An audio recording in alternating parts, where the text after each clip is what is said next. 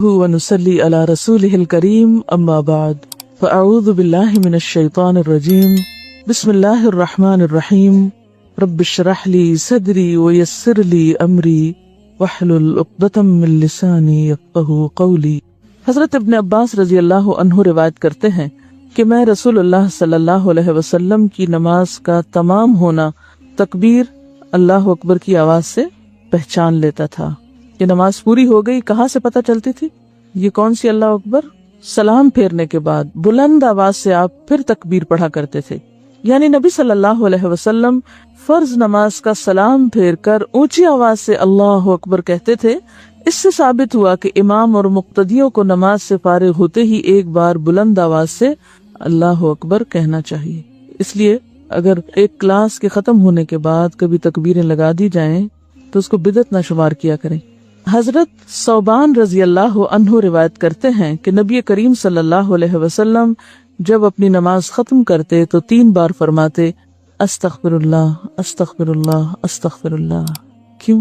میں تو نماز پڑھ لی۔ نماز میں بھی کوئی کمی بیشی ہو سکتی ہے، یا پھر یہ کہ نماز کے بعد دعا قبول ہوتی ہے اور دعاؤں میں بہترین دعا استغفار ہے۔ پھر یہ پڑھتے اللہم انت السلام ومنک السلام تبارکت یا ذا الجلال والاکرام، یا الہی تو السلام ہے، تیری ہی طرف سے سلامتی ہے، اے ذا الجلال والاکرام تو بڑا ہی بابرکت ہے۔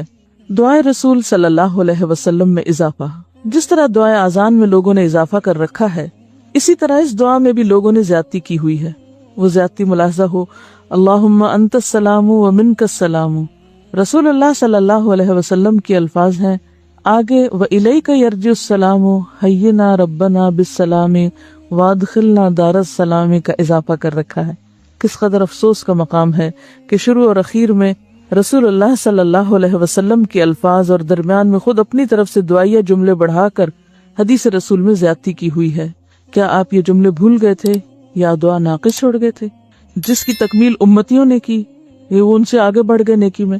اگر کوئی کہے کہ ان بڑھائے ہوئے جملوں میں خرابی کیا ہے، اکثر لوگ یہی کہتے ہیں نا کہ ان میں کوئی ایسی بات تو نہیں لکھی ہوئی، ان کا ترجمہ بہت اچھا ہے، آخر دعا ہی ہے نا اور اللہ ہی کے آگے ہے۔ گزارش ہے کہ انسان اپنی مادری یا عربی زبان وغیرہ میں جو دعا چاہے اپنے مالک سے کرے، یعنی الگ سے آپ جتنی مرضی دعائیں کریں، کوئی روک نہیں، جو جملے چاہیں دعا میں استعمال کریں، کوئی حرج نہیں، مگر حدیث رسول صلی اللہ علیہ وسلم میں اپنی طرف سے الفاظ یا جملے زیادہ کرنا ناجائز ہے۔ یہ فرق ہے، ٹھیک ہے؟ یعنی دعا مانگنے میں کوئی حرج نہیں، آپ ایک دفعہ یہ دعا پوری کر لیں، اس کے بعد آپ 20 جملے اس طرح کے پڑھے بیٹھ کے اپنی طرف سے پڑھ سکتے ہیں، مانگ سکتے ہیں دعائیں، لیکن جو آپ کے الفاظ ہیں اس کے ساتھ مت سابق اللہ کے جوڑیں، اس کو اتنا ہی رہنے دیں تاکہ جو لوگ اتنا پڑھنا چاہے وہ اتنا پڑھ سکے۔ آپ کی ایجاد کردہ دعا ان کے اوپر ایک بوجھ نہ بنے، کیونکہ اس سے کیا نقصان ہوتا ہے؟ ایسا کرنے سے دین کی اصل صورت قائم نہیں رہتی، یعنی اوریجنل چیز کا پتہ نہیں چلتا، اصل گم ہو جاتی ہے ادھر ادھر کی چیزوں میں۔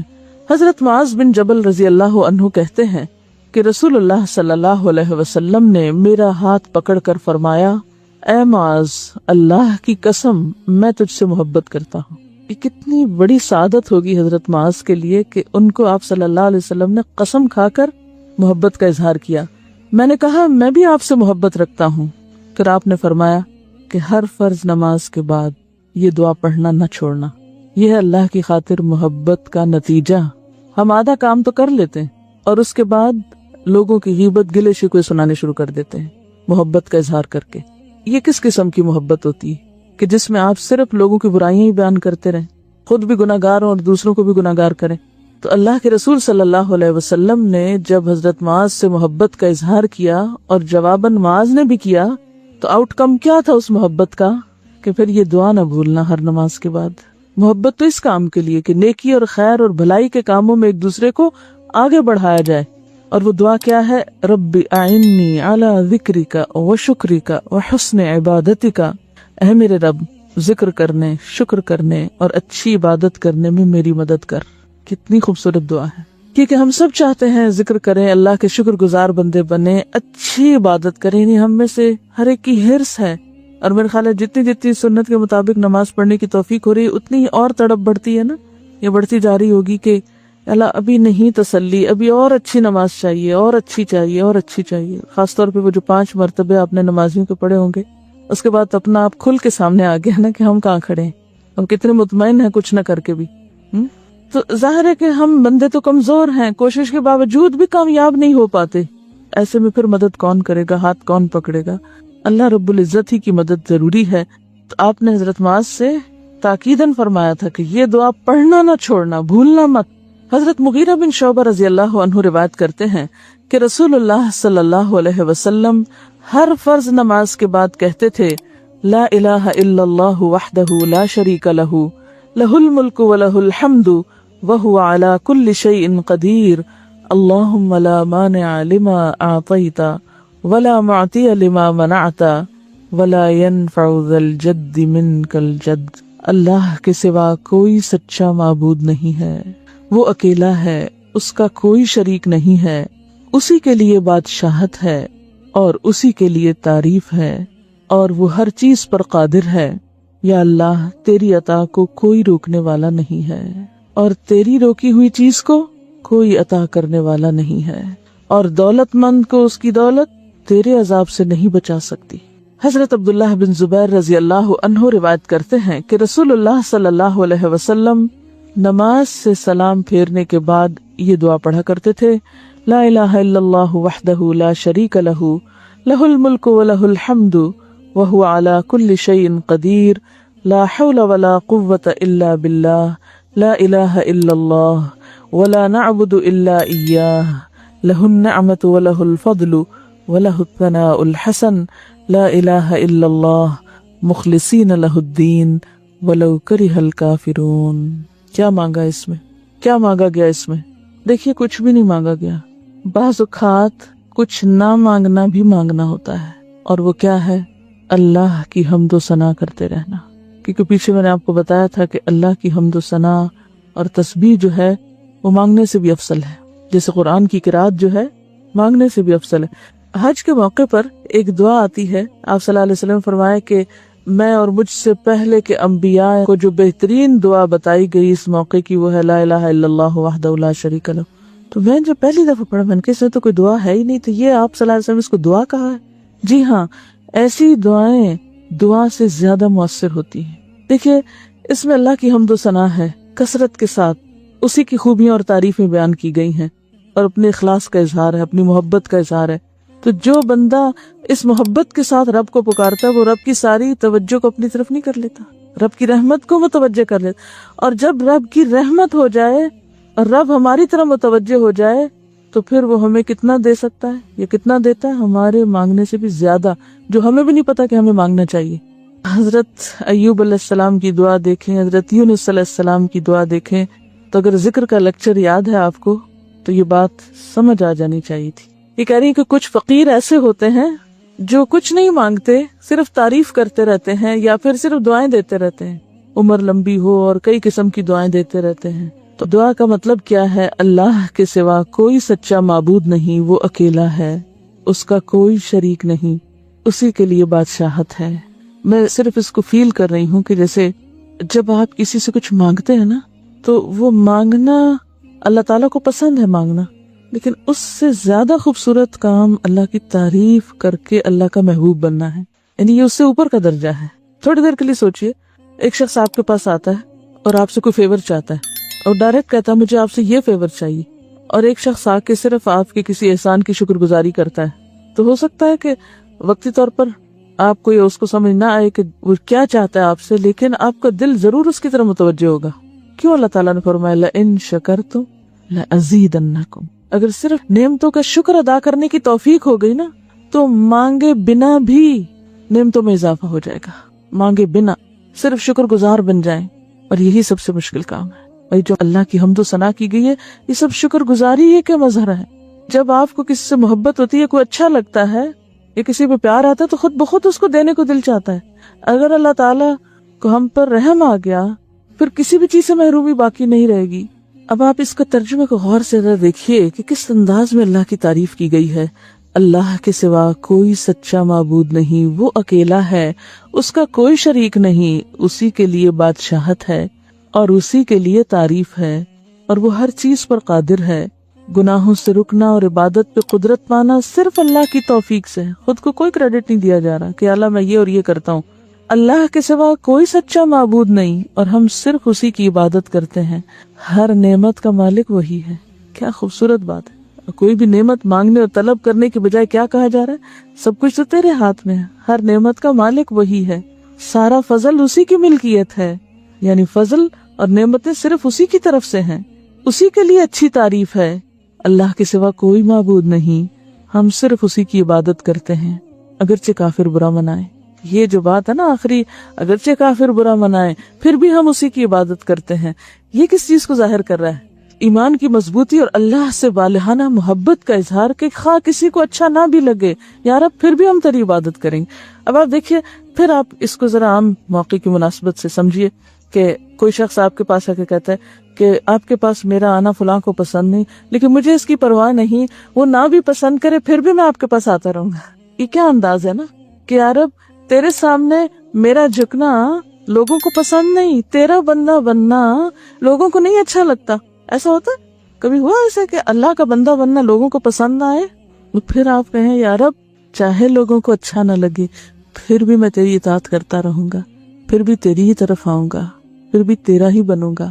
آپ خود سوچیں کہ یہ کلمات کیا وزن رکھتے ہیں، کیا معنی رکھتے ہیں، اس کے پیچھے کیسے جذبات ہیں ایک بندے کے، لیکن چونکہ ہم سوچ سمجھ کے نہیں پڑھتے، ایسے ہی پڑھ جاتے ہیں۔ مخلصین لہ الدین ولو کرہ الکافرون۔ رسول اللہ صلی اللہ علیہ وسلم نماز کے بعد ان کلمات کے ساتھ اللہ کی پناہ پکڑتے تھے۔ اللہم انی اعوذ بک من الجبن واعوذ بک من البخل واعوذ بک من ان ارد الى ارذل العمر واعوذ بک من فتنۃ الدنیا وعذاب القبر۔ اے اللہ میں بزدلی اور کنجوسی سے تیری پناہ چاہتا ہوں۔ دیکھیں سب سے پہلے کیا مانگا جا رہا ہے نا، یعنی مانگنے کی چیزوں پہلے پچھلی چیزیں تو سب کیا ہیں؟ حمد و ثنا، تعریف، اور جو مانگنے کی چیز ہے وہ یا اللہ اس بزدلی اور کنجوسی اور بخل سے مجھے بچا، اور اس بات سے بھی تیری پناہ چاہتا ہوں کہ مجھے رذیل عمر ارذل العمر یعنی زیادہ بڑھاپے کی طرف پھیرا جائے، اور اسی طرح میں دنیاوی فتنوں اور عذاب قبر سے بھی تیری پناہ چاہتا ہوں۔ حضرت ابو ہریرہ رضی اللہ عنہ کہتے ہیں کہ رسول اللہ صلی اللہ علیہ وسلم نے فرمایا، اس شخص کے تمام گناہ معاف کر دیے جائیں گے خواہ سمندر کی جھاگ کے برابر ہوں، جو ہر فرض نماز کے بعد یہ پڑھے سبحان اللہ 33 بار، الحمدللہ 33 بار، اللہ اکبر 33 بار، اور ایک بار لا الہ الا اللہ وحدہ لا شریک لہ لہ الملک ولہ الحمد وہو علی کل شیء قدیر۔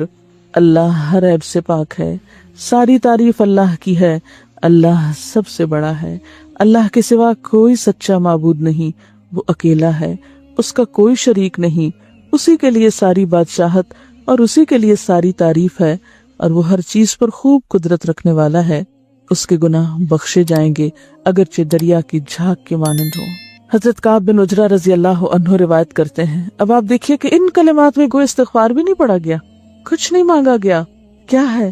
اللہ کی تعریف، اللہ کی پاکی بیان کی گئی ہے، اللہ کا شکر ادا کیا گیا، اللہ کی بڑائی بیان کی گئی ہے، اور ایک بار الحمدللہ کہنا میزان بھر دیتا ہے، ایک بار اللہ اکبر کہنا زمین و آسمان کو نور سے بھر دیتا ہے۔ تو جس شخص کو یہ نصیب ہو جائے اس طرح ذکر کرنا، پھر کیوں نہ اس کے گناہ معاف ہو جائیں۔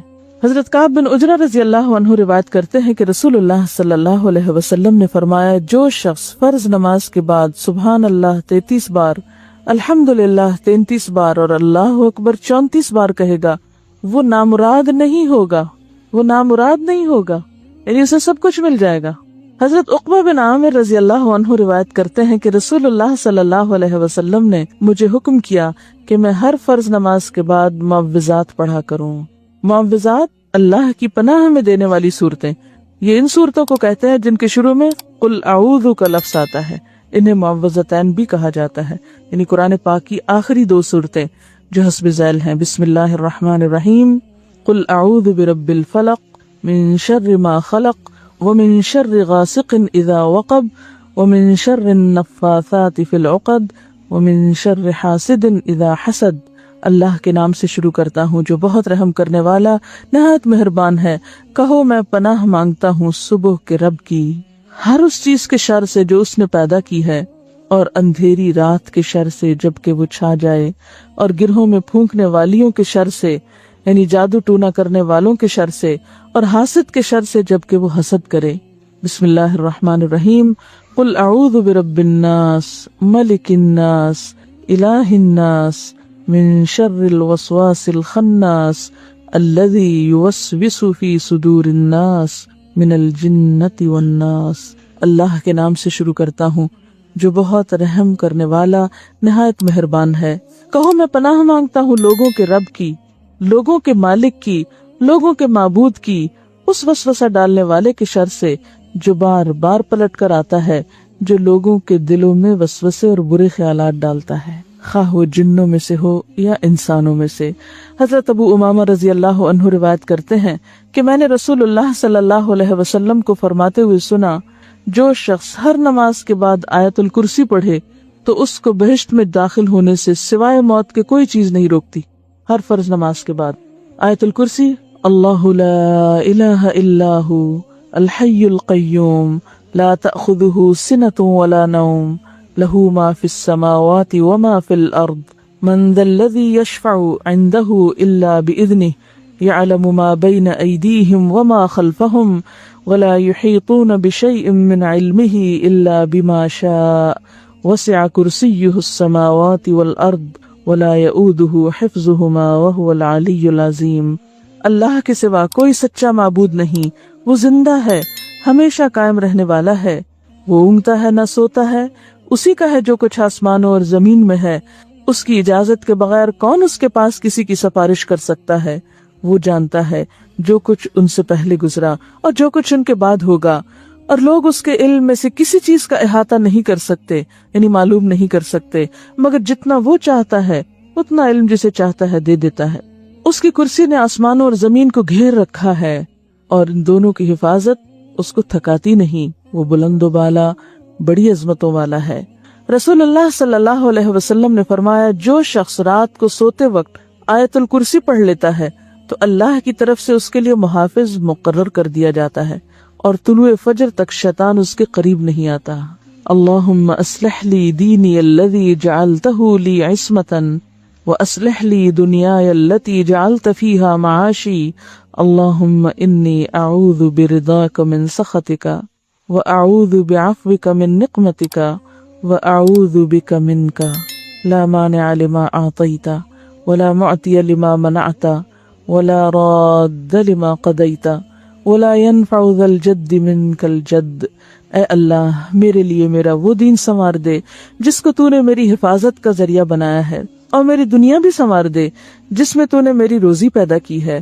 اے اللہ میں تیری خوشنودی کے ساتھ تیرے غصے سے، تیری معافی کے ساتھ تیرے عذاب سے، تیرے کرم کے ساتھ تیری سزا سے پناہ مانگتا ہوں۔ جو چیز تو عطا کرے اسے کوئی روکنے والا نہیں ہے، اور جو چیز تو روکے اسے کوئی عطا کرنے والا نہیں۔ تیرے فیصلے کا کوئی ٹالنے والا نہیں، اور کسی دولت مند کو اس کی دولت تیرے عذاب سے نہیں بچا سکتی۔ ایک اور دعا ہے، رب اعنی ولا تعن علی وانصرنی ولا تنصر علی وامکر لی ولا تمکر علی واہدنی ویسر الہدی لی وانصرنی علی من بغى علی رب اجعلنی شاکرا لک ذاکرا لک راہبا لک مطواعا لک مخبتا الیک اواہا منیبا رب تقبل توبتی واغسل حوبتی واجب دعوتی وثبت حجتی وسدد لسانی واہد قلبی واسلل سخیمۃ صدری۔ بہت ہی خوبصورت دعا ہے یہ۔ اے رب تو میری مدد کر اور میرے خلاف مدد نہ کر، مجھے غالب کر، کسی کو مجھ پہ غالب نہ کر، مجھے تدبیر بتا اور میرے دشمنوں کو میرے خلاف تدبیر نہ بتا، مجھے ہدایت دے اور ہدایت میرے لیے آسان کر دے، اور میرے اوپر ظلم کرنے والوں کے خلاف میری مدد فرما۔ اے میرے رب مجھے اپنا شکر کرنے والا، اپنا ذکر کرنے والا، اپنے سے ڈرنے والا، اپنا حکم ماننے والا، اپنے سامنے گڑ گڑانے والا اور اپنی طرف عاجزی سے رجوع کرنے والا بنا دے۔ اے میرے رب میری توبہ قبول فرما، میرے گناہ دھو ڈال، میری دعا قبول کر لے، میری دلیل ثابت رکھ، میری زبان سیدھی کر، میرے دل کو ہدایت سے نواز، اور میرے سینے سے کینہ نکال دے، یعنی بندوں کا حسد اور بغض اور نفرت، کیونکہ وہ بندوں سے زیادہ تو خود مجھے کو تکلیف دیتا ہے نا۔ کینہ جس کے اندر ہو، بغض جس کے اندر ہو، نفرتیں جس کے اندر ہو، حسد جس کے اندر ہو، وہ اسی کے لیے عذاب ہے، وہ گندگی اٹھائے پھر رہا ہے۔ تو جس کے پاس گندگی ہو، اسمیل کس کو آئے گی اس کی؟ اٹھانے والے کو تو سب سے پہلے آئے گی نا۔ تو لوگوں سے نفرت لوگوں سے زیادہ خود مجھے کو نقصان دیتی، اس لیے اپنے فائدے اور اپنی بھلائی میں ہے کہ ہم دوسروں کے بارے میں اپنے دل کو صاف کر دیں اور چیزوں کو نکال باہر پھینکیں اور سب کو معاف کر کے اپنے کام سے کام رکھیں۔ فرض نماز کے بعد اجتماعی دعا، یعنی سارے لوگ مل کے اکٹھی جو دعا کرتے ہیں عام طور پر، اس کی کیا حیثیت یا حقیقت ہے؟ فرض نماز کے بعد اجتماعی دعا کے ثبوت میں کوئی مقبول حدیث نہیں ہے، ہر ایک کو اپنی اپنی کرنی چاہیے۔ نہایت تعجب کی بات ہے کہ رسول اللہ صلی اللہ علیہ وسلم مدینہ منورہ میں 10 سال رہے، 5 وقت نمازیں پڑھائیں، صحابہ کرام کی کثیر تعداد نے آپ کی ابتدا میں نمازیں پڑھی، مگر ان میں سے کوئی ایک بھی اجتماعی دعا کا ذکر نہ کرے تو یہ اس کے بطلان کی واضح دلیل ہے۔ یعنی کوئی سنت طریقہ نہیں ہے کہ فرض نماز پڑھ کے پھر امام دعا مانگے اور سب پیچھے پیچھے آمین کہے۔ فرض نماز کے بعد ایسا کرنا سنت سے ثابت نہیں ہے۔ الگ الگ دعائیں تو سب موجود ہیں جو پیچھے گزری۔ مولانا عبد الرحمن مبارک پوری کہتے ہیں کہ اگر کوئی انفرادی طور پر نماز کے بعد ہاتھ اٹھا کر دعا مانگ لیتا ہے تو اس میں کوئی حرج نہیں۔ امام ابن تیمیہ، ابن قیم، ابن حجر اور بہت سے محققین علماء نے فرض نماز کے بعد مروجہ اجتماعی دعا کا انکار کیا ہے اور اسے بدعت کہا ہے۔ رسول اللہ صلی اللہ علیہ وسلم نے فرمایا، ان قریب میری امت میں ایسے لوگ پیدا ہوں گے جو پانی کے استعمال میں اور دعا کرنے میں حد سے تجاوز کریں گے، یعنی جو حدود میں نے بتا دی، جو طریقے، وہ ان سے آگے بڑھ جائیں گے۔ اجتماعی دعا کی دلیل میں بیان کی جانے والی تمام روایات ضعیف ہیں، تفصیل حسب ذیل ہے۔ حضرت انس رضی اللہ عنہ سے روایت ہے کہ جو بندہ ہر نماز کے بعد اپنے دونوں ہاتھ پھیلا کر دعا کرے، اللہ تعالیٰ اس کے ہاتھوں کو نامراد نہیں لوٹاتا۔ اس کی سند میں اسحاق بن خالد ہے جو منکر احادیث روایت کرتا ہے۔ امام احمد بن حنبل فرماتے ہیں کہ اس کے ایک اور راوی عبدالعزیز بن عبد الرحمن کی خصیف سے بیان کردہ روایات جھوٹی اور من گھڑت ہوتی ہیں۔ خصیف کا انس سے سوا معلوم نہیں۔ علاوہ ازیں اس روایت میں اجتماعی دعا کا کوئی ذکر نہیں۔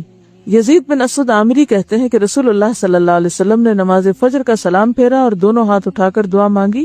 اس حدیث کی سند حسن ہے، مگر عبید اللہ رحمانی مرحوم لکھتے ہیں کہ کتب احادیث کے اندر اصل حدیث میں ورفع یدیہ فدعا، دونوں ہاتھ اٹھا کر دعا مانگی کے الفاظ موجود نہیں ہیں۔ علاوہ ازیں اس میں بھی اجتماعی دعا کا ذکر نہیں۔ حضرت عبداللہ بن عمر اور عبداللہ بن زبیر دعا کرتے تھے اور آخر میں اپنی دونوں ہتھیلیاں اپنے منہ پر پھیرتے تھے۔ اس سلسلے میں پیش کی جانے والی تقریباً تمام روایات نہ صرف یہ کہ سخت ضعیف ہیں بلکہ ان میں اجتماعی دعا کا ذکر تک نہیں۔ بعض احادیث کا موقع و محل تو کچھ اور ہے، مگر انہیں زبردستی زیر بحث اجتماعی دعا کے ساتھ نستھی کر دیا گیا، تینی نماز کے بعد نہیں۔ کیا فرض نمازوں کے بعد ہاتھ اٹھا کر اجتماعی دعا کرنا بدعت ہے؟ اس سلسلے میں درج ذیل امور قابل غور ہیں۔ نمبر 1، ہاتھ اٹھا کر اجتماعی دعا کرنا ایک مستقل عبادت ہے جو غیر موقت ہے، کسی وقت بھی کی جا سکتی ہے، اور جن مواقع پر اس کا اہتمام کرنا سنت سے ثابت ہے انہی کو ترجیح دی جائے گی۔ یعنی ایک بات ہے نماز کے بعد اجتماعی دعا کرنا، اور ایک ہے نماز کے علاوہ کسی بھی وقت اجتماعی دعا کر لینا، اکٹھے دعا کر لینا۔ ان دو چیزوں میں فرق ہے۔ نماز کے بعد تو کوئی سنت نہیں ہے کہ اکٹھے مل کے اس طرح ہاتھ اٹھا کے دعا کی جائے، لیکن کسی اور موقع پر کی جا سکتی ہے، اور وہ غیر موقت، یعنی اس کا کوئی وقت مقرر نہیں ہے۔ ہاں، جو سنت میں اوقات ایسے ہمیں ملتے ہیں کہ جس میں صحابہ اور آپ نے اکٹھے دعا کی، ان مواقع کو پھر ترجیح دی جائے گی۔ ٹھیک ہے۔ نمبر 2، جو عبادت ہر وقت جائز ہو، اگر آپ اپنی سہولت کے لیے اسے کسی خاص وقت میں روزانہ کرنا چاہتے ہیں تو اصولی طور پر یہ بھی جائز ہے۔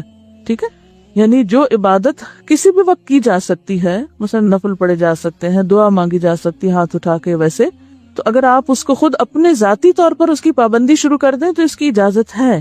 اس کی دلیل کیا ہے؟ اللہ تعالیٰ کا وہ عمل زیادہ محبوب ہے جس پر ہمیشگی کی جائے اگرچہ تھوڑا ہو، سمجھے؟ لیکن کسی کے لیے یہ جائز نہیں کہ تمام جائز اوقات کو چھوڑ کر صرف ایک وقت کو عملاً فرض کا درجہ دے کر دوسرے مسلمانوں کو اس کا پابند بنائے، کیونکہ جب شریعت نے اس وقت کو مسلمانوں پر مقرر نہیں کیا تو یہ کیوں کرے؟ مثلاً اگر مختلف افراد روزانہ مختلف اوقات میں قرآن پاک کی مختلف صورتیں پڑھتے ہیں تو یہ عمل جائز ہوگا۔ کسی نے مجھے لکھ کے دیا میں ظہر کے بعد یہ صورت پڑھتی ہوں، عصر کے بعد، مغرب کے بعد، وہ اپنا ایک عمل ہے، اپنی ایک پابندی۔ جیسے آپ کو یہ کہا جا رہا ہے کہ یہ آیات جو اب آپ یاد کر رہے ہیں دن کی نمازوں میں اسے بار بار دہراتے رہے تاکہ آپ یہ حفظ کا حصہ بھول نہ جائیں۔ اب آپ نے مقرر کر لیا میں فجر میں یہ پڑھوں گی، ظہر میں، عصر میں، مغرب میں، تو یہ آپ کا انفرادی عمل، آپ ایسا کر سکتے ہیں۔ ٹھیک ہے، لیکن آپ دوسروں کو پابند نہیں بنا سکتے. مثلا مجھے کوئی حق نہیں کہ میں آپ سب کو کہوں آج کے بعد آپ سب فجر کی نماز میں سورۃ البقرہ اتنی اور اتنی آیتیں پڑھا کریں. کیوں؟ یہ ایک شریعت مقرر کرنا ہے جس کا مجھے حق نہیں. ہاں انڈیویجولی اگر میں اپنے لیے کوئی ایک عبادت خاص کر لیتی ہوں اپنی سہولت کے لیے تو کوئی بات نہیں، کیونکہ کوئی بھی کام اگر پابندی کے ساتھ کیا جاتا ہے تو وہ پسندیدہ کام بن جاتا ہے، لیکن دوسروں کے اوپر اسے مسلط نہیں کرنا چاہیے، اس سے دین مشکل ہوتا ہے. اب یہاں بھی یہ کیوں کہا جا رہا ہے کہ فرض نماز کے بعد ایسا نہ کیا جائے؟ مجھے ایک آدھ دفعہ ایسی کسی مسجد میں نماز پڑھنے کا اتفاق ہوا جن کے جو امام صاحب تھے نماز کے بعد انہوں نے دعا مانگنی شروع کر دی. اتنی لمبی دعا، معلوم نہیں کہاں کہاں کی ارریلیونٹ دعائیں. ٹھیک ہے نا، دعا بھی ایک طرح سے ایک حاجت اور ایک ضرورت کو سامنے رکھ کے ہی مانگی جاتی ہے نا، کسی موقع محل کی مناسبت سے ہی مانگی جاتی ہے. اگر شادی کا موقع ہوگا تو آپ کیا دعا مانگیں گے کہ مجھے قبر کے عذاب سے بچا؟ اس موقع کی دعا کیا ہے؟ آپ صلی اللہ علیہ وسلم نے مختلف مواقع کی دعائیں بتائی ہیں نا، جو اس موقع کی مناسبت سے مانگی گئی ہیں. صبح اٹھنے کی دعا رات کو سونے کی دعا سے فرق ہے یا نہیں؟ یہ تو نہیں کہ اگر آپ دعا مانگنے لگے تو آپ ہر وقت ہر ہی چیز مانگنا شروع کر دیں، اور فرض نماز کے بعد ان دعاؤں کو جو مسنون ہے انہیں چھوڑ کر آپ معلوم نہیں کہاں کہاں دنیا بھر کے چکر لگا لیں اور ہر ایک کے لیے، اور پھر پرسنل اور انڈیویجول لوگ بھی کہہ دیتے ہیں، پھر لوگ ان کا نام لے کے وہ الگ دعائیں مانگنا شروع کر دیتے ہیں، اور اس سے باقی آڈینس کو کوئی دلچسپی نہیں ہوتی، لہٰذا وہ سب اپنی توجہ ہٹا بیٹھتے ہیں. اور بعض اوقات یہ ہوتا ہے کہ فرض کے بعد یکسوئی سے بندہ دعا مانگے اور اٹھ کے سنت پڑھے اور کام کو جائے، کیونکہ یہاں پر تو آپ کو جمعے کے دن چھٹی ہے، آپ جتنا مرضی مسجد میں بیٹھے رہیں. بعض ممالک ایسے ہیں کہ جہاں جمعے کے دن لوگ اپنے ڈیوٹی آورز میں سے 1 گھنٹہ آف لے کے، بعض اپنے پے کٹوا کے اور بعض کسی بھی اور وقت میں اس گھنٹے کو پورا کر کے وہ وقت لے کے مسجد میں آتے ہیں. اب ایسے ممالک میں بھی بعض ناسمجھ امام کیا کرتے ہیں کہ وہ یہ نہیں دیکھتے کہ لوگ کتنی دور سے آئے اور انہیں پھر واپس کام پہ پلٹنا ہے، انہیں نماز پڑھائیں اور فارغ کریں. اتنی دیر کا شاید خطبہ نہیں ہوتا جتنی دیر کی وہ دعا ہو جاتی. تو اس سے کیا نقصان کیا ہوتا ہے؟ لوگ دین سے بھاگتے ہیں، وہ اگلی دفعہ وہاں نماز نہیں پڑھنے آئیں گے، اور ہو سکتا ہے کہ دوسری مسجد بہت دور ہو اور وہ سرے سے ہی نہ جائیں. مثلا اگر مختلف افراد روزانہ مختلف اوقات میں قرآن پاک کی مختلف صورتیں پڑھتے ہیں تو یہ عمل جائز ہوگا. لیکن اگر کوئی مولوی صاحب یہ دعوت دینی شروع کر دے کہ تمام اہل اسلام روزانہ فجر کی نماز کے بعد 20 مرتبہ سورۃ القمر پڑھا کریں، اس کا یہ اور یہ ثواب ہے، پھر اس کے حلقے اثر میں آنے والے تمام مسلمان واقعتاً سختی کے ساتھ اس کی پابندی شروع کر دیں، تو ان کا یہ عمل محتاج دلیل بن جائے گا. دلیل لانی پڑے گی انہیں اس کے لیے. اگر شرعی دلیل میں اس کی صراحت آ جائے تو سنت ہوگا، ورنہ بدعت ہوگا.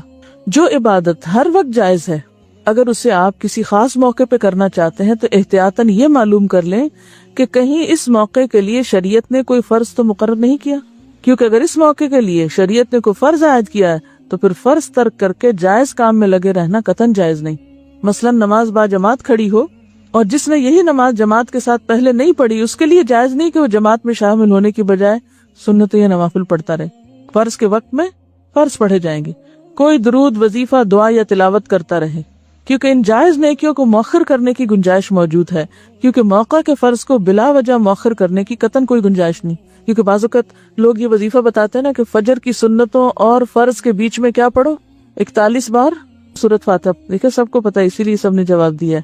اب ایک شخص مسجد میں گیا ہے، اذان ہوئی ہے، مسجد گیا، سنت پڑھی ہے، امام صاحب فرض شروع کر چکے ہیں اور وہ کیا کر رہا ہے؟ بیٹھ کے 41 دفعہ سورۃ فاتحہ پڑھ رہا ہے، کیونکہ اس کو یہ پریشانی کہ اگر میں نے یہ نہ پڑھا تو میرا کام نہیں ہونا، لہٰذا جماعت سے اگر نماز جاتی ہے تو کوئی نہیں، میں بعد میں اپنے فرض پڑھ لوں گا لیکن یہ وظیفہ پورا کر لوں. تو جب فرض کا وقت آ جائے تو پھر نوافل اور ایسے اعمال اور اذکار کرنا درست نہیں. موقع کے فرض کو بلا وجہ مؤخر کرنے کی قطعاً کوئی گنجائش نہیں.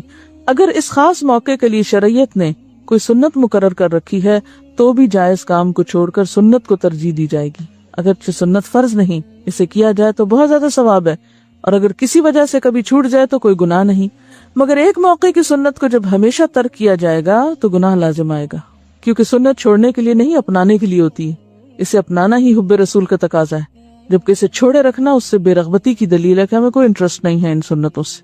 اور ارشاد پاک ہے، جس نے میری سنت سے بے رغبتی کی وہ مجھ سے نہیں، من رغب عن سنتی فلیس منی. اس کی مثال فرض نماز کے بعد لا الہ الا اللہ کا اجتماعی ورد ہے.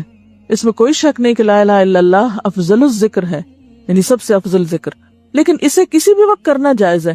اور چونکہ فرض نماز کے بعد والا وقت بھی اوقات میں سے ایک وقت ہے، لہٰذا اگر کوئی شخص کسی فرض نماز کے بعد اپنے طور پر لا الہ الا اللہ کہہ دیتا ہے تو جائز ہے۔ لیکن جب ہم یہ دیکھتے ہیں کہ فرض نماز کے فوراً بعد نبی اکرم صلی اللہ علیہ وسلم کا معمول اور سنت کچھ اور ہے، تو پھر ہر فرض نماز کے بعد ہمیشہ لا الہ الا اللہ کا ورد کرنے کا مطلب یہ ہے کہ اس موقع کی سنت کو ختم کر دیا جائے، کیونکہ لا الہ الا اللہ کا ورد مؤخر ہو سکتا ہے۔ مؤخر کا کیا معنی؟ بعد میں کیا جا سکتا ہے، لیکن نماز کے بعد والے مسنون اذکار اور دعاؤں کو ہمیشہ مؤخر کرنا کسی بھی طرح جائز نہیں۔ ویسے بھی کورس کی شکل میں بلند آواز سے لا الہ الا اللہ کے اجتماعی ورد کی پورے عہد نبوت میں کوئی مثال نہیں ملتی کہ مسجد میں ساری مسجد مل کر ایک نعرے کی شکل میں اجتماعی ورد کرے۔ صحابہ کرام سے ایسی کوئی دلیل نہیں ملتی کہ انہوں نے کبھی آپ کی موجودگی میں ایسا کیا ہو۔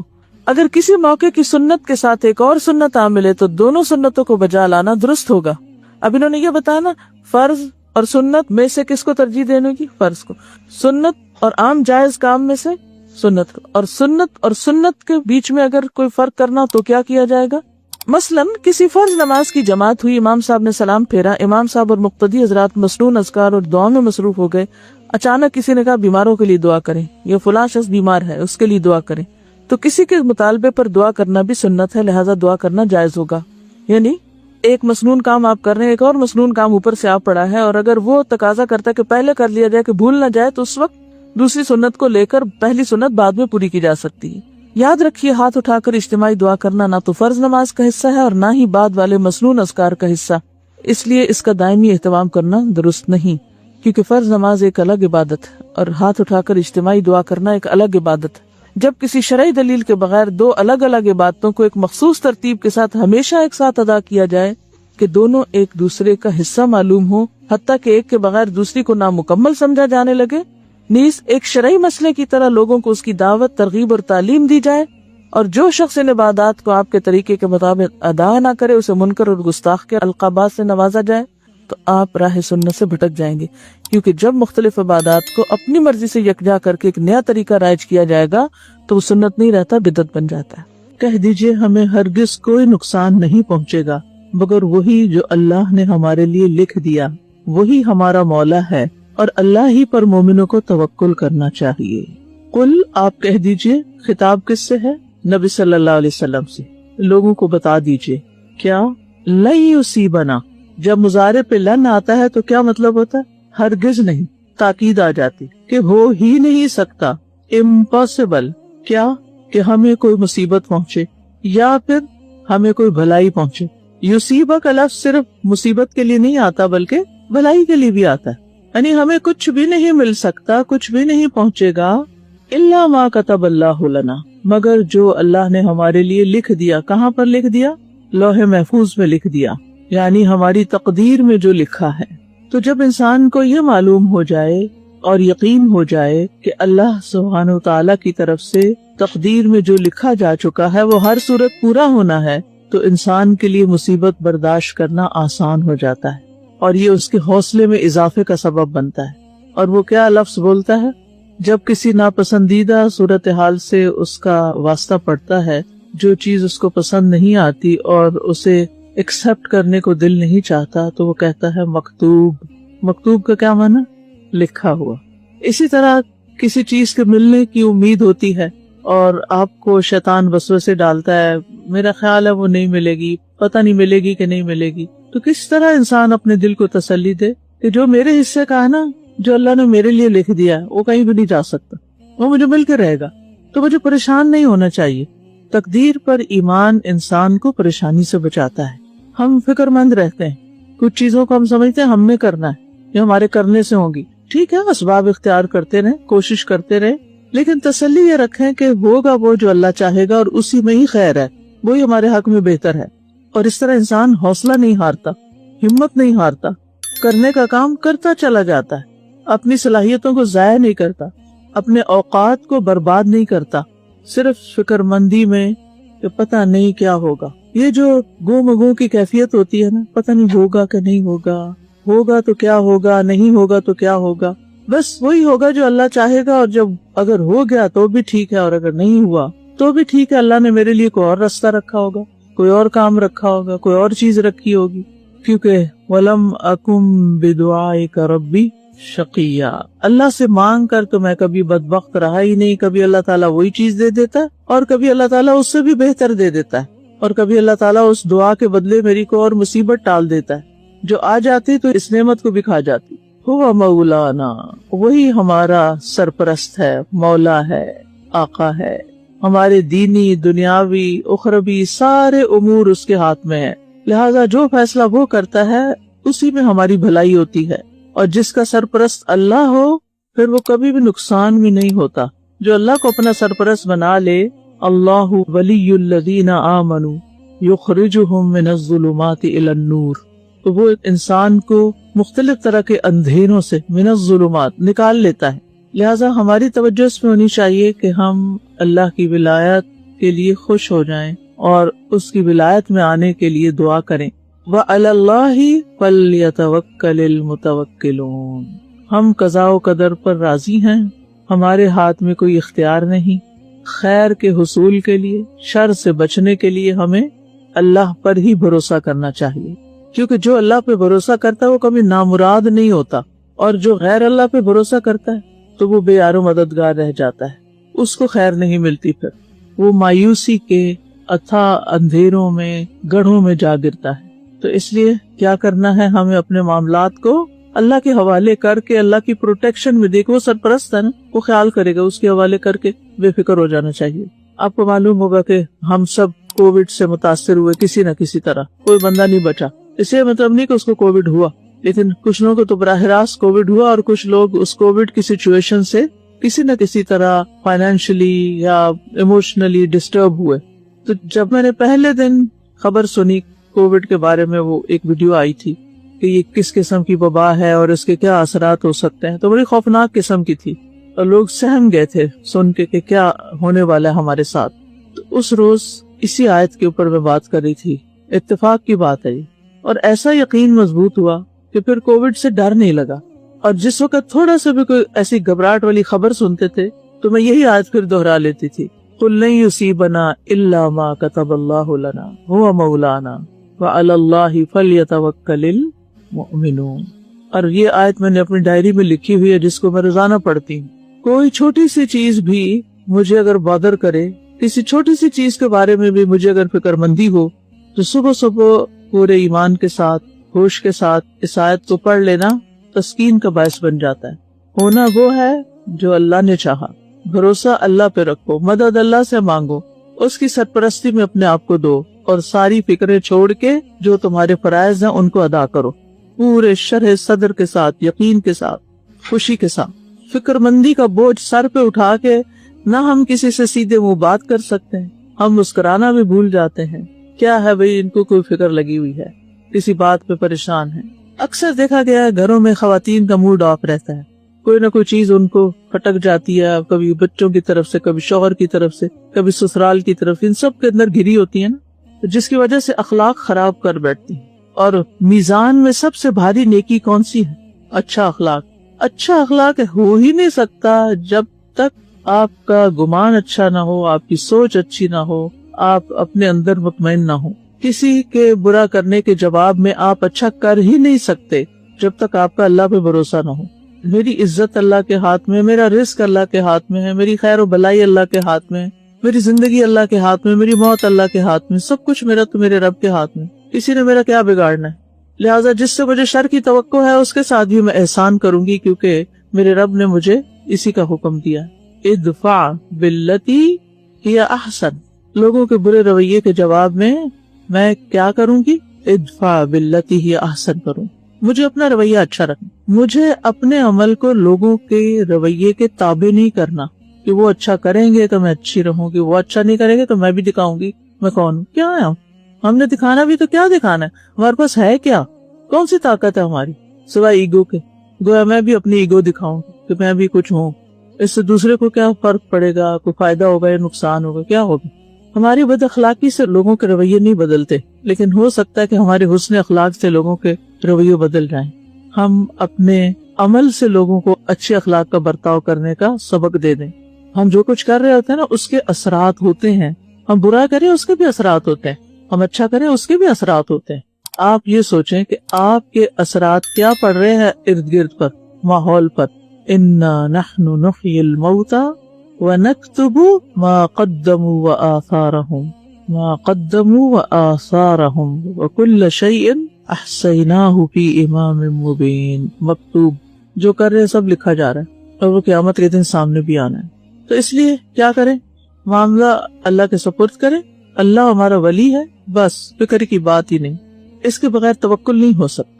شیطان ہمیں ڈراتا ہے نا، وہ کہتا ہے اگر تم نے اس بات کا مقابلہ نہ کیا تو پھر تو تمہارے ساتھ پتہ نہیں کیا سے کیا ہو جائے گا. بیکار کے خوف دلاتا ہے.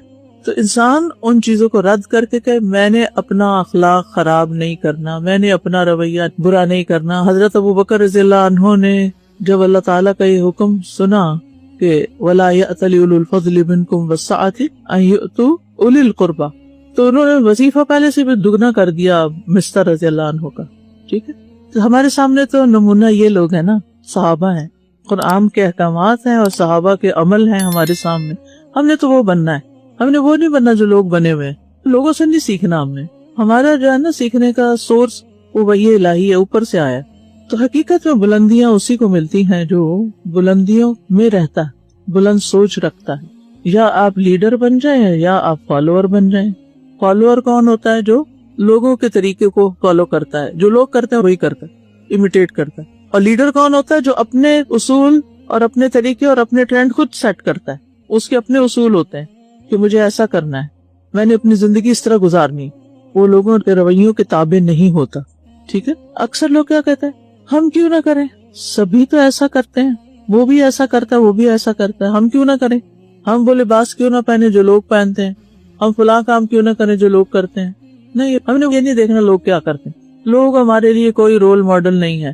آپ فیصلہ کر لیجئے نا، آپ بتائیے لوگ رول ماڈل ہیں یا نبی صلی اللہ علیہ وسلم اور صحابہ کرام رول ماڈل ہیں؟ کہنے کو تو ہم کہہ رہے ہیں، لیکن جب ہم نے لباس پہننا ہوتا ہے، جب ہمیں کسی سے معاملہ کرنا ہوتا ہے، جب کوئی رویہ ہوتا ہے، پھر ہم کس کے تابع ہو جاتے ہیں؟ قرآن و سنت کے تابع نہیں ہوتے، وہ لوگوں کے تابع ہو جاتے. یہ عجیب امتزاج ہے ہماری زندگی میں. ٹھیک ہے، تو آپ نے خود اپنے بارے میں فیصلے کرنے، اپنی عقل استعمال کرنی. یاد رہے گی بات، آپ کا اسکارف کھینچا اور کہا میری بات سنیں، میری بات سنیں. آپ کیا کریں گے؟ آنکھیں دکھائیں گے؟ غصہ کریں گے؟ کیا کریں گے؟ دھکیل دیں گے؟ پیچھے ہٹو، پہلے تمیز سیکھو. 2-4 باتیں سنائیں گے یا مسکرائیں گے؟ کبھی بھی نہیں. یہ صرف کہنے کی بات ہے. اچھا چلے شاگرد کو چھوڑے، روز گھر میں بچے یہ نہیں کرتے، ماں کے بال کھینچتے ہیں، کپڑے کھینچتے ہیں، کبھی کچھ کرتے ہیں کبھی کچھ کرتے ہیں. پھر مائیں کیا کرتی؟ سب نے ایسے منظر دیکھے ہوئے ہیں یا ان پہ بیتے ہوئے ہیں. ہم نے اس ٹرینڈ کو بدلنا ہے اور اللہ سے مدد مانگنی. ٹھیک ہے نا، کر کے دیکھیں، انجوائے کریں گے. صرف سوچ بدلنے کی ضرورت ہے، زندگی پرسکون ہو جائے گی، بلڈ پریشر نیچے آ جائے گا. کافی ہے ہمیں اللہ اور وہ بہترین کارساز ہے. یہ پوری آیت جو سورۃ آل عمران میں آتی ہے، جس کا ایک حصہ یہاں بیان کیا گیا ہے، آیت نمبر 173، جس کا ترجمہ ہے وہ لوگ کہ جن سے منافق لوگوں نے کہا کہ لوگ تمہارے خلاف جمع ہو گئے. ایسی خبریں آتی رہتی ہیں تو ڈرو ان سے. تو اس بات نے انہیں ایمان میں اور بڑھا دیا. وہ ایک خوفناک خبر لے کر آئے تھے اور جناب ان صحابہ کا ایمان بڑھ گیا. کتنی حیرت کی بات ہے. اپنے آپ کو وہاں رکھیں. آج کے دور میں بھی ایسے ہوتے ہیں، کچھ لوگ ہر وقت نیوز دیکھتے رہتے ہیں اور پھر ان کو اندر مچل کچھ ہوتی رہتی، پھر وہ سناتے رہتے، جس کو ملتے تم پتہ یہ ہو گیا یہ ہو گیا. اچھا آپ کو چہرے کی ہوائیاں اڑ جاتی ہیں، اچھا حملہ ہو گیا ہے، پھر کیا ہوا، پھر یہ بھی ہو گیا، پھر وہ بھی ہو گیا. ایسا نہیں اب یہاں کیا ہوگا، ہمارے ساتھ کیا ہوگا. کیا کہنا چاہیے ایسے موقع پر؟ حسبنا اللہ و نعم الوکیل، نعم المولا و نعم النصیر. اللہ ہمیں کافی. اور آپ کو یاد ہوگا، آپ نے تفسیر میں پڑھا ہوگا کہ ہمراہ الاسد کا واقعہ ہے یہ. اور ابو سفیان نے ایک تجارتی قافلے کے ذریعے سے رسول اللہ صلی اللہ علیہ وسلم کو یہ چیلنج بھیجا کہ میں نے بڑا لاؤ لشکر جمع کیا اور میں پھر سے مدینہ پہ حملہ کرنے لگا ہوں. اور یہ افواہ پھیلائی گئی تھی. دراصل بعض خبریں صرف افواہیں ہوتی ہیں، ایسے ہی کچھ چھوڑ دیتے ہیں، they don't mean it. اور اس کا مقصد یہ تھا کہ مدینہ کے لوگوں کے حوصلے پست ہو جائیں. اب ہوا یہ کہ مدینہ کے لوگوں کے حوصلے پست ہونے کی بجائے اور بڑھ گئے. کتنی عجیب بات ہے. ایسی خبریں سن کے تو انسان اندر سے ختم ہو جاتا ہے، ٹوٹ جاتا ہے، گھبرا جاتا ہے. لیکن یہاں تو معاملہ ہی کچھ اور ہے. صحابہ نے اس موقع پہ کہا تھا حسبنا اللہ و نعم الوکیل. اب اس کے جواب میں صحابہ کو کیا ملا؟ ہوا کیا پھر؟ جیسا ان کا اللہ تعالیٰ کے بارے میں گمان تھا، اللہ تعالیٰ نے ان کے ساتھ ویسا ہی معاملہ کیا. جب انہوں نے دل سے اللہ پہ اعتماد کر لیا، بھروسہ کر لیا، تو اللہ نے اس کے بدلے میں انہیں 4 چیزیں عطا فرمائیں. سورت آل عمران کی آیت نمبر 174 میں آتا ہے جب انہوں نے اللہ پہ بھروسہ کر لیا نا تو پھر اللہ نے ان کو سب سے پہلے نعمت عطا کی. فانقلبوا بنعمت من اللہ وفضل، فضل عطا کیا. لم یمسسہم سوء، نقصان سے تحفظ ہوا. واتبعوا رضوان اللہ، رضائے الہی کی تلاش ملی ان کو اور اللہ ان سے راضی ہو گیا. واللہ ذو فضل عظیم. تو یہ حسبنا اللہ و نعم الوکیل جو ہے یہ بڑا اہم کلمہ ہے. ہر وہ چیز جو آپ کو خوف زدہ کرے، پریشان کرے، پریشان کن خبریں، جو چیز ناپسندیدہ ہو، اس وقت فوراً پڑھیں حسبنا اللہ و نعم الوکیل. ہم بے بس ہیں، ہم کمزور ہیں، اللہ ہمیں کافی ہے. ہماری کمزوری کو وہ دور کرے گا، ہماری بے بسی کو وہ دور کرے گا، ہماری ضروریات کو وہ پورا کرے گا، ہماری بیماری کو وہ دور کرے گا. یہی وہ کلمہ ہے جو حضرت ابراہیم علیہ السلام نے اس وقت کہا تھا جب ان کو آگ میں ڈالا گیا تھا کہ اللہ اکیلا ہی ہمیں کافی ہے، ہم اس کے سوا کسی سے نہیں ڈرتے. اسی سے اللہ تعالیٰ کا ایک نام بھی ہے الحسیب. حسیب وہ ذات ہوتی ہے جس کے سامنے ضروریات پیش کی جائیں تو وہ فوراً پوری کر دے، اور جب کسی کے بارے میں فیصلہ کرے تو اٹل اور ناقابل تردید ہو. اور نعم الوکیل میں اللہ تعالیٰ کی تعریف بیان کی جا رہی ہے کہ سب سے بہترین ذات جس پر بھروسہ کیا جا سکتا ہے وہ اللہ کی ذات ہے. اور وکیل کس طرح کہ سارے جہانوں کو پیدا بھی اس نے کیا، ان کی تدبیر بھی وہی کر رہا ہے، ان کی رہنمائی بھی وہی کر رہا ہے، اور ان کی تقدیر کا ذمہ دار بھی وہی ہے. الوکیل وہ ذات ہے جو احسان کرتے ہوئے اپنے بندوں کے معاملات سنبھالے ہوئے ہے اور انہیں ضائع نہیں ہونے دیتا، انہیں تنہا نہیں چھوڑتا، انہیں کسی اور کے سپرد نہیں کرتا، حتیٰ کہ خود اپنی ذات کے سپرد بھی. اسی لیے نبی صلی اللہ علیہ وسلم کی دعا ہے نا، اللہم رحمتک ارجو فلا تکلنی، توکل سے یہی لفظ، فلا تکلنی الی نفسی طرفۃ عین. یا اللہ میں تیری رحمت کا امیدوار ہوں، لہٰذا مجھے ایک لمحے کے لیے بھی میرے اپنے سپرد نہ کرنا. انسان کی ذات کے سب سے زیادہ قریب اس کا نفس ہے، اس کا اپنا نفس. اگر انسان اپنے نفس کے شر سے بچ جاتا ہے نا تو باقی شر سے بھی محفوظ ہو جاتا ہے. تو بہت ضروری ہے کہ ہم اپنے نفس کے شر سے بچنے کے لیے بھی اللہ کی پناہ لیں، اللہ کا سہارا لیں، اور اپنے آپ کو بھی اللہ کے حوالے کرنا. یعنی عجیب چیز ہے نا، انسان کیا مانگ رہے ہیں، اللہ مجھے میرے حوالے نہ کرنا، کیونکہ ہمارے ساتھ بہت سی کمزوریاں ہیں. اب دیکھیے کہ بعض اوقات جب آپ خود ہی بکھر جاتے ہیں تو اپنے آپ کو بھی نہیں منا پاتے کہ کوئی کام کرنا تو اٹھ کے کر لیں.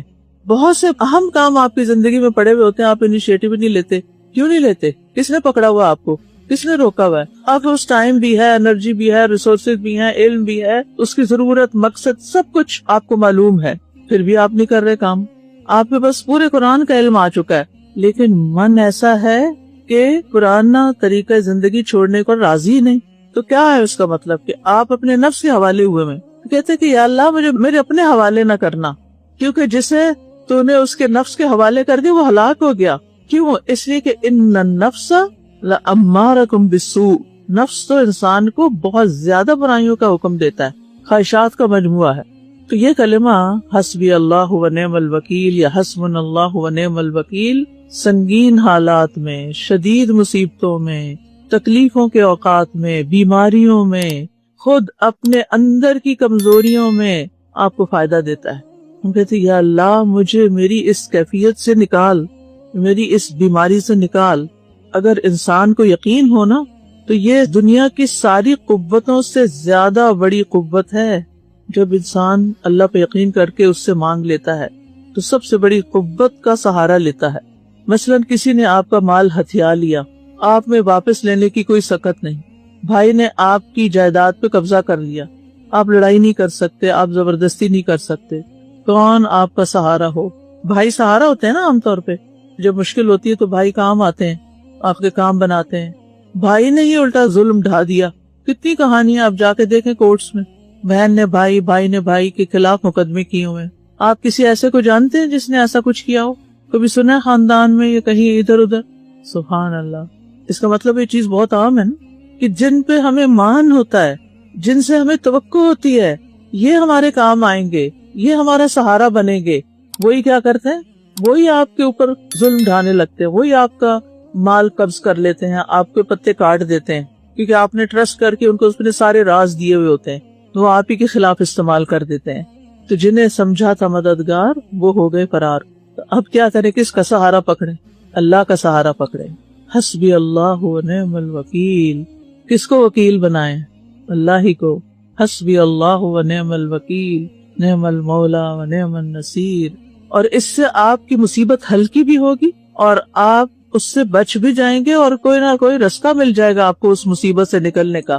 تو مصیبت سے بچنے کے لیے بھی اور خیر حاصل کرنے کی طاقت بھی صرف اللہ ہی دے سکتا ہے.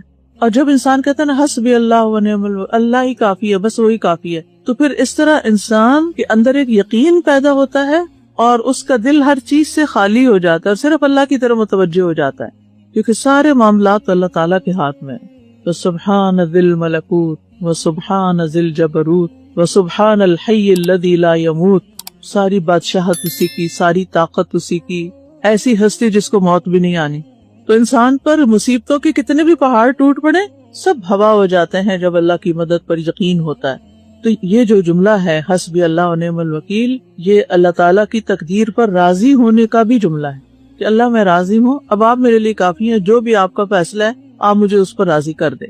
ایک حدیث میں آتا ہے رسول اللہ صلی اللہ علیہ وسلم نے فرمایا یقیناً تمہارے بعد ایک گمراہ کن کذاب آئے گا جس کے سر میں پیچھے سے شکمیں بنی ہوں گی، موٹا ہونے کی وجہ سے پیچھے سے بل پڑے ہوئے ہوں گے، اور بے شک وہ یہ دعویٰ کرے گا میں تمہارا رب ہوں. تو جو شخص یہ کہہ دے تو ہمارا رب نہیں، ہمارا رب تو اللہ ہے، ہم اسی پر توکل کرتے ہیں. لیکن ربنا اللہ علیہ توکلنا والیہ انبنا نعوذ باللہ من شرک. ہم اللہ پر توکل کرتے ہیں، اسی کی طرف رجوع کرتے ہیں، اور ہم تیرے شر سے اللہ کی پناہ میں آتے ہیں. تو دجال کو اس شخص پر تسلط حاصل نہیں ہوگا، دجال اس کو کچھ بھی نہیں بگاڑ سکے. یزید بن حکیم کہا کرتے تھے مجھے کبھی کسی شخص سے اتنا ڈر نہیں لگا جتنا مجھے کسی ایسے شخص پر ظلم کرتے ہوئے ڈر لگا کہ اس کا مددگار صرف اللہ ہے، اور وہ مجھے یہ کہہ دے کہ میرے لیے اللہ کافی ہے، میرے اور تمہارے درمیان فیصلہ اللہ ہی کرے گا. یہ تو اس سے میں ڈر جاتا ہوں، اور یہ ڈرنے کی بات بھی ہے کیونکہ اللہ کا مقابلہ تو پھر کوئی نہیں کر سکتا نا. کافی ہے مجھے اللہ، اس کے سوا کوئی معبود نہیں، اسی پر میں نے توکل کیا، اور وہ عرش عظیم کا رب ہے. یہ سورۃ التوبہ کی آیت ہے. اس میں اللہ تعالیٰ اپنے نبی صلی اللہ علیہ وسلم کو تسلی دیتے ہوئے فرما رہے ہیں کہ اگر یہ آپ کے مخالفین، کافر، مشرک، منافق آپ کی دعوت کو قبول نہیں کرتے، اس سے منہ پھیرتے ہیں، تو فکر نہ کریں، آپ علل اعلان کہہ دیں کہ میرے لیے اللہ کافی ہے. آپ کو ایک فیئر ہوتا نا دین کی بات بتاتے ہوئے، یہ مانیں گے نہیں، انکار کر دیں گے، جھٹلا دیں گے، ہوتا نا ایسے. میں نے اگر کسی کو بات کی تو اس نے ماننی نہیں تو پھر کیا فائدہ، تو چھوڑو، میں کہتی نہیں. آپ کہیں، اور اگر کوئی جھٹلا دے تو کیا کہیں؟ حسبی اللہ لا الہ الا هو علیہ توکلت وہو رب العرش العظیم. کہ میں تو اس رب کی بات کر رہی ہوں جو عرش عظیم کا مالک ہے. اگر یہ لوگ نہیں مانتے تو نہ مانیں، اپنا ہی نقصان کر رہے ہیں. میں تو اس ہستی کی بات کر رہا ہوں جو اتنی بڑی ہے، تو مجھے کس بات کی فکر ہے، میں تو اس کا نمائندہ ہوں.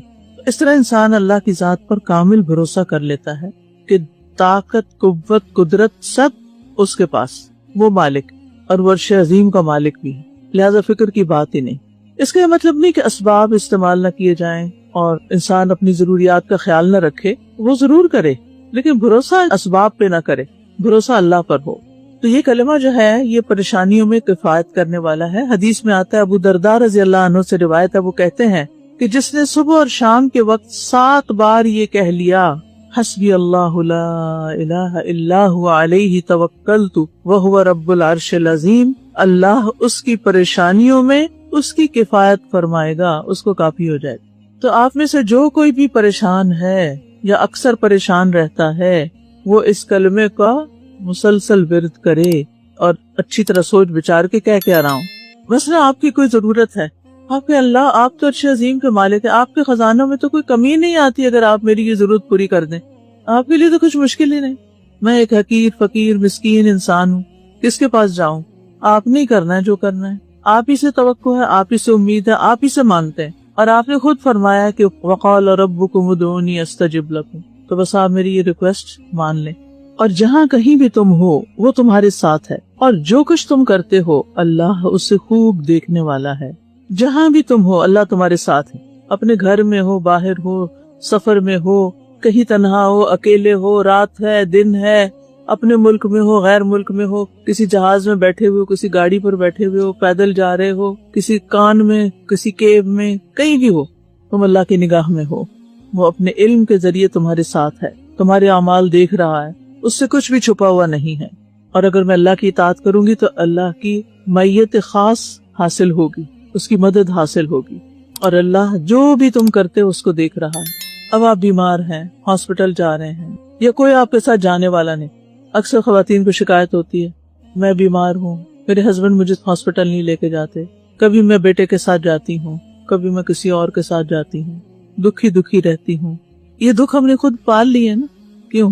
اگر ہم کہیں کہ الحمدللہ ہسبینڈ تو بزی ہیں لیکن شکر اللہ کا بیٹا اس قابل ہو گیا کہ وہ لے جاتا ہے، شکر اللہ کا اللہ نے اچھے دوست دیے ہیں، وہ میری اتنی کیئر کرتے ہیں کہ مجھے تنہائی کا احساس ہی نہیں ہوا، کبھی خیال ہی نہیں آیا کہ ہسبینڈ بھی نہیں ہے، بیٹا بھی نہیں کوئی. اللہ نے اتنے مددگار پیدا کی. ایک یہ سوچ ہو سکتی، اور ایک بالکل اس کے برعکس. اس دونوں سوچ کے انداز ہیں. اصل بات یہ ہے کہ آپ کس تناظر میں چیزوں کو دیکھ رہے ہیں. تناظر کی بات ہے. تناظر کا لفظ پتہ ہے؟ آپ کا پرسپیکٹو کیا ہے، کس اینگل سے دیکھ رہے ہیں چیزوں. کبھی کبھی ایسا ہوتا ہے نا کہ جو مصیبت ہم پر آ رہی ہوتی ہے، بلکہ ہمیشہ ہی ہم اللہ تعالیٰ کی طرف سے اس کا آنے کو نہیں دیکھ رہے ہوتے، بلکہ ہم یہ سوچتے ہیں کہ اس شخص کی وجہ سے یہ شخص نہ ہوتا یا کوئی اور ہوتا، یہ مجھے تنگ کرتا ہے. ہم یہ نہیں دیکھتے کہ یہ اللہ تعالیٰ کی طرف سے آزمائش ہے. اگر ہم یوں دیکھیں تو شاید وہ بہتر ہو جائے. اور پھر یہ کہ اللہ مولا ہے اور وہ ہمارا لیے مہربان ہے، لہٰذا اس نے کسی وجہ سے یہ مشکل میرے لیے ڈالی ہوئی ہے. آپ دیکھیں نا کہ جیسے آپ نے اسکول میں پڑھا ہوگا، جن لوگوں کو میتھس اچھے نہیں لگتا تو ان کو کیوں پھر بھی پڑھایا جاتا ہے. وہ کہہ دیتے ماما مجھے نہیں اچھا لگتا، مجھے نہ پڑھائیں. تو ماما مان جاتی. کیوں؟ وہ کیوں اس مشکل میں ڈالے رکھتی ہے بچے کو؟ اس نے اس دنیا میں جینا ہے، اس کو 2 4 آنا چاہیے، یہ کیسے زندگی گزارے گا؟ تو وہ مشکل میں ڈالے رکھتی ہے حتیٰ کہ آپ ہائی اسکول پاس کر جاتے ہیں اور آپ کی جان چھوٹ جاتی ہے. اور جو کوئی اللہ پر توکل کرے تو وہ اسے کافی ہے. اللہ اکبر. بے شک اللہ اپنے کام کو پورا کرنے والا ہے. یقیناً اللہ نے ہر چیز کے لیے ایک اندازہ مقرر کر رکھا ہے، ہر چیز کا ایک وقت ہے. تو بات یہ ہے کہ اللہ سبحانہ وتعالی ان لوگوں کے لیے کافی ہو جاتا ہے جو اللہ پہ بھروسہ کرتے ہیں. یقین کر لیجئے بس اس بات کو. وَمَن يَتَوَكَّلْ عَلَى اللَّهِ فَهُوَ حَسْبُهُ. جو توکل کرے گا اس کو اللہ کافی ہو جائے گا، اس کا کام بن جائے گا. تو ہمارا کام کیا ہے؟ توکل کریں اور اللہ سبحانہ وتعالی اپنی مدد بھیج دے گا. لیکن ہم پریشان کیوں ہوتے ہیں کہ ہم نے اتنی دفعہ یہ حسبی اللہ کا وظیفہ کر لیا، ابھی تو کچھ ہوا ہی نہیں. اللہ اپنے کام کو پورا کرنے والا ہے، کرے گا. اس نے کہا ہے نا کافی ہو جاؤں گا، تو ہوگا. لیکن اللہ نے ہر چیز کے کام کا ایک طریقہ رکھا ہے اور اس کا ایک اندازہ ہے، اس کا ایک وقت ہے. صبر سے اس کا انتظار کرو. اسی لیے کل میں نے کہا تھا نا، جس کے اندر صبر نہ ہو وہ توکل نہیں کر سکتا. تو بات یہ ہے کہ جو توکل نہیں کرتے، جو بھروسہ نہیں کرتے، وہ اپنا کام ہونے تک کا وقت بے چینی میں گزارتے ہیں. اب دیکھیے مثلاً آپ نے کہیں جانا تھا، ٹائم تھوڑا تھا، کسی نے آپ کو پک کرنا تھا، وہ جناب آ کے ہی نہیں دے رہے جنہوں نے پک کرنا تھا. اب آپ گیٹ کے پاس گھوم رہے ہیں، آ رہے ہیں، جا رہے ہیں، بے چین، اتنا ٹائم ہو گیا، ابھی نہیں آئے. اور دوسرا رویہ کیا؟ اچھا یہ کرسی رکھیے ساتھ، میں بیٹھ کے پڑھتی ہوں، جب آئیں گے تو میں چلی جاؤں گی، اللہ پہنچا دے گا. اب کیا ہو سکتا؟ تو اپنی بے چینیوں کو کنٹرول کریں، بے وجہ اپنی انرجی ضائع نہ کریں. اسی وقت کو کسی اچھے کام میں استعمال کریں، کیونکہ وہ آپ کے ہاتھ میں نہیں ہے. وہ راستے میں اسٹک ہے، کہیں ٹریفک ہے، کوئی وجہ ہے، لیٹ جو ہونا تھا وہ تو ہو گئے. تو کیا ہو؟ اب غصہ کرنے اور باتیں کرنے اور پھر یہ سوچنے کہ یہ تو ہمیشہ ہی لیٹ ہوتی ہیں اور ان سے تو مجھے بس جو سامنے ملا اس کو شروع ہو گئے. بار بار کال کر اب کہاں تک پہنچو، اب کتنا منٹ رہ گئے، اور وہ بھی صحیح بات نہیں کرتے، 5 منٹ میں آ رہے ہیں، اللہ کے 25 منٹ لگتے ہیں. ایک یہ بھی پلیز اپنی عادت درست کر لیجئے، صحیح وقت بتایا کرے دوسروں، سچ بولا کرے. کہ بس میں دیر سے نکلی ہوں، اب دیر ہو گئی ہے، کیا کروں، بس میری سستی سمجھو، معاف کرو، آ جاؤں گی. دیکھیے یا ایھا الذین آمنوا قولوا قولا سدیدا، اے لوگوں جو ایمان لے سیدھی بات کیا کرو. تو کیا نتیجہ ہوگا؟ یصلح لکم اعمالکم ویغفر لکم ذنوبکم. ٹھیک ہے نا؟ تو صحیح بات بتانے سے گھبرایا نہ کریں، اللہ مالک جو ہونا ہو جائے گا. تو قد جعل اللہ لکل شیء قدرا، یعنی اگر کسی شخص کو اللہ پہ توکل کرنے کے باوجود بھی ابھی مسئلہ حل نہیں ہوا، پریشانی دور نہیں ہوئی، تو گھبرائیں نہ، صبر اور حوصلے کے ساتھ کشادگی کے منتظر رہیں. جو اللہ نے فرمایا ہے نا، اللہ ہر حال میں اس کو پورا کرے گا، لیکن اس کا اپنا ایک اندازہ ہے. کہ کون سا کام کب ہونا چاہیے. کچھ کام ہوتا ہے نا ہماری زندگی میں دل چاہتا ہے جلدی سے ہو جائے نا، اب بس ہو جائیں، لیکن نہیں بھائی ابھی ٹائم نہیں ہے. اگر ابھی ہو جائے گا تو وہ فائدہ نہیں ہوگا. اس کے لیے جو وقت مقررہ ہے اس کا انتظار کر لیں صبر سے. اور زمین پر چلنے والا کوئی جاندار ایسا نہیں جس کا رزق اللہ کے ذمہ نہ ہو، اور وہ اس کے ٹھکانے اور اس کے سونپے جانے کی جگہ کو جانتا ہے. سب کچھ ایک واضح کتاب میں درج ہے. تو اس سے کیا پتہ چلتا ہے کہ اس زمین پہ چلنے والا ہر جاندار، ایک چونٹی، سانپ، کیڑا مکوڑا، چھپکلی، انسان، حیوان، خشکی کا جانور، پانی کا جانور، اس کی خوراک، اس کا رزق اللہ کے ذمہ ہے. اللہ نے پرووائڈ کرنا، اللہ پرووائڈر ہے. ابن منظور لسان العرب میں کہتے ہیں کہ رزق سے مراد ہر وہ چیز ہے جس کے ساتھ ہر زندہ مخلوق کی زندگی قائم ہوتی ہے، خواہ وہ چیز مانوی ہو یا مادی ہو. یعنی رزق صرف مال نہیں بلکہ ہر نعمت رزق ہے. تو ہر جاندار کی ہر ضرورت اللہ پوری کرتا ہے، اور اللہ تعالیٰ اس کی زندگی کے حالات بھی جانتا ہے اور موت کے بعد کے حالات بھی جانتا ہے. سب کچھ لوح محفوظ میں لکھا ہوا ہے. لہٰذا دل اس ہستی کی کفایت پر مطمئن ہونا چاہیے جو ان کے رزق کی کفالت کرتی اور جس نے اپنے علم کے ساتھ ہر چیز کا احاطہ کر رکھا ہے. اس کو پتا ہے ہم کیا کر رہے ہیں اور ہم کیا سوچ رہے ہیں. یہ آیت بھی بڑا توکل سکھاتی ہے کہ جب میرا رزق اللہ کے ذمہ ہے اور میرا گھر بھی اللہ کے ذمہ ہے تو پھر پریشانی کی کیا بات ہے. وہ کتاب میں لکھا ہوا ہے، جو وقت آئے گا مل جائے گا. ایک وقت ہے نا وہ آ جائے تو مل جائے گا. اس وقت میں اپنا ہوم ورک کرتی رہوں، اپنا کام کرتی رہوں، دعائیں مانگتی رہو. بعض اوقات کچھ چیزیں ڈیلے کیوں ہوتی ہیں؟ تاکہ آپ کیا کریں، اس وقت تک ایفرٹ بھی کرتے رہیں، اجر کماتے رہیں، دعائیں بھی کرتے رہیں، ذکر کرتے رہیں، اجر کماتے رہیں. جب آپ کا وہ حصہ پورا ہو جائے گا نا، جس کا بدلہ آپ کو آخرت میں بہت زیادہ ملنے والا ہے، تو پھر اللہ تعالیٰ دنیا کا حصہ بھی دے دے گا. فکر کی بات نہیں. اپنا اعتماد نہیں کھوئیں، یقین نہیں کم کریں، صبر کریں، توکل کریں. وآخر دعوانا ان الحمدللہ رب العالمین.